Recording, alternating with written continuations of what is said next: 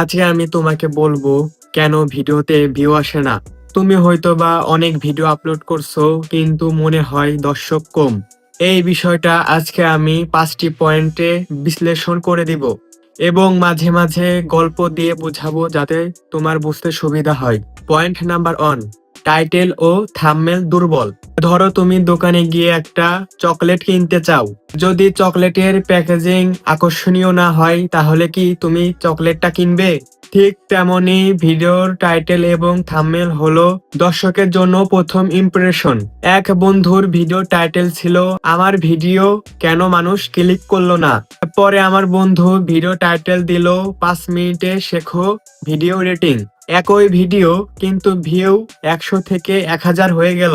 দেখা গেল ভিউ বাড়ানোর প্রথম কারণ হচ্ছে টাইটেল এবং থাম্বনেল। তুমি দেখো দর্শকের ভিডিওতে ক্লিক করবে বা করবে না সেই সিদ্ধান্ত নেয় মাত্র কয়েক সেকেন্ডে। তার জন্য টাইটেল এবং থাম্বনেল অনেক গুরুত্বপূর্ণ। পয়েন্ট নাম্বার 2, প্রথম 15-20 সেকেন্ডে দর্শক ধরে না রাখা। অনেকেই মনে করে ভিডিও ছাড়লেই শুধু ভিউ আর ভিউ, কিন্তু না, প্রথম 15-20 সেকেন্ড দর্শককে ধরে রাখা সব থেকে গুরুত্বপূর্ণ। আমি একবার রান্নার ভিডিও দেখছিলাম, শুরুতে অনেক দৈর্ঘ্য ইন্ট্রো, ব্যাকগ্রাউন্ড মিউজিক।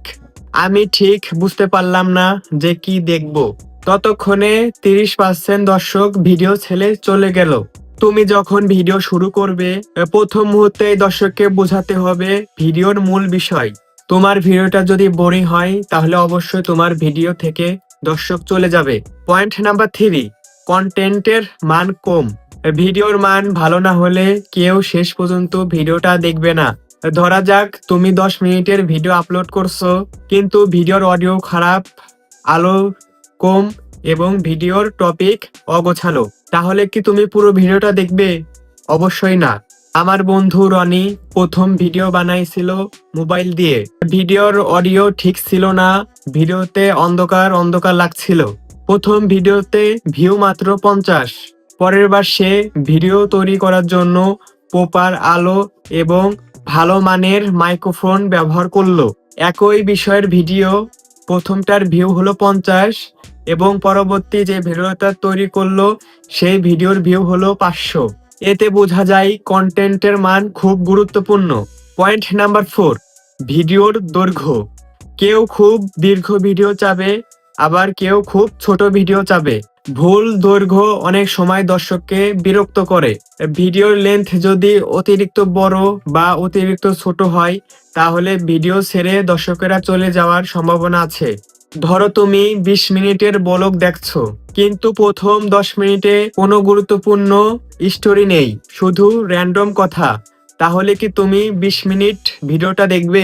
না, অবশ্যই না। তাহলে তুমি 20 মিনিট ব্লগ ভিডিও দেখবে না। তার জন্য ভিডিওতে সঠিক দৈর্ঘ্য রাখা অনেক গুরুত্বপূর্ণ ভূমিকা পালন করে।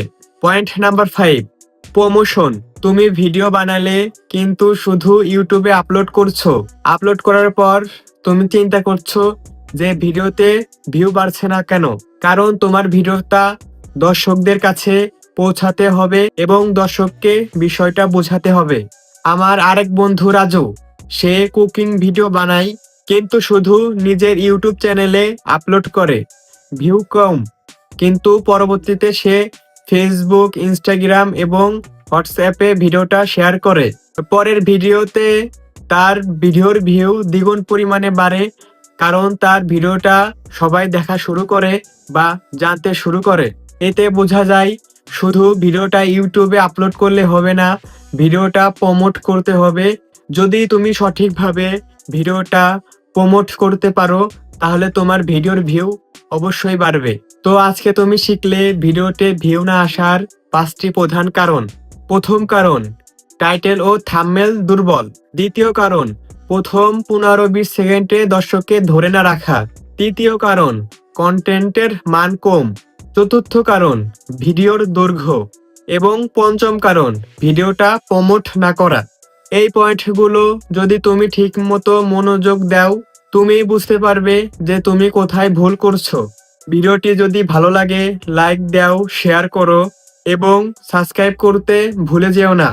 দেখা হবে পরের কোনো গুরুত্বপূর্ণ ভিডিওতে এবং নিচে কমেন্টে বলো পরবর্তী ভিডিওটা কোন বিষয়ে দেখতে চাও।